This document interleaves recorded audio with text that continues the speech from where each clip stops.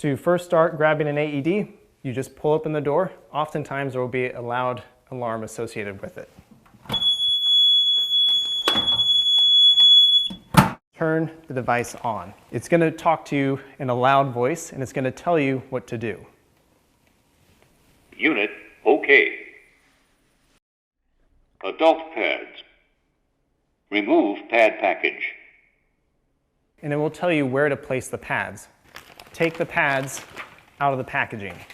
You'll see displayed where to place each pad. Undo the back of the pad.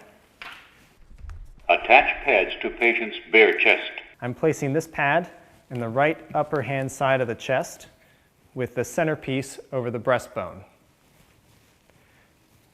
Then, with that in place, I take the other pad, take the sticky off, and again, following the diagram, this is then going to fold over onto the lower left-hand side of the chest. If the device tells you that a shock needs to occur, have everyone stay clear of the patient, don't touch the patient, and press the shock button on the device. When you press that button, it will deliver a shock. When it is analyzing the rhythm, you would hear something like this. Stay clear of patient. Analyzing. Shock advised. Stay clear of patient. Deliver shock now.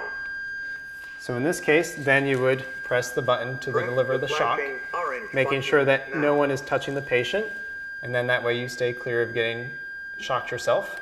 Shock delivered. You press the device. Begin CPR. It delivers the shock, and then again afterwards, if you know CPR, you can go back to doing CPR. This device provides the area where you should be doing CPR. This little circle with the diagram Start CPR. is where you can do CPR. So on this patient,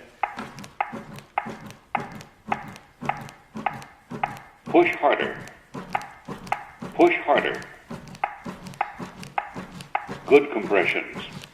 this AED gives you feedback on your compressions to make sure you're doing it at a correct rate and a correct depth, which can be very helpful.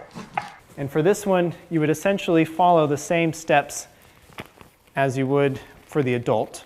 You can use adult pads in a pinch if you need to by placing one side on the front of the chest and then the second pad on the rear of the chest. So that lights up if you have a pediatric pad. If you have access to pediatric pads and it's a pediatric patient, try to use those pads though, because when you plug those pads into the device, it tells the device that this is a child, and so it will change the amount of electrical shock that's delivered. Just use the adult if that's all you have access to. The device will determine an initial rhythm, and if it believes that a shock is needed, then it will tell you to give a shock. If the initial underlying rhythm does not need a shock, then the device will tell you to start CPR. There are a couple different ways to perform CPR in a child. We're going to be doing a 2-finger push into the chest like this. Another method is to grab the child around and use your thumbs. If you know how to perform pediatric CPR, then go ahead and do that. You'll do it for 2 minutes. The AED will tell you when to stop doing CPR and get your hands off the chest so that it can analyze the underlying rhythm. If a shock is advised, the AED will tell you to do it, and you'll deliver the shock by pressing the button as we went over.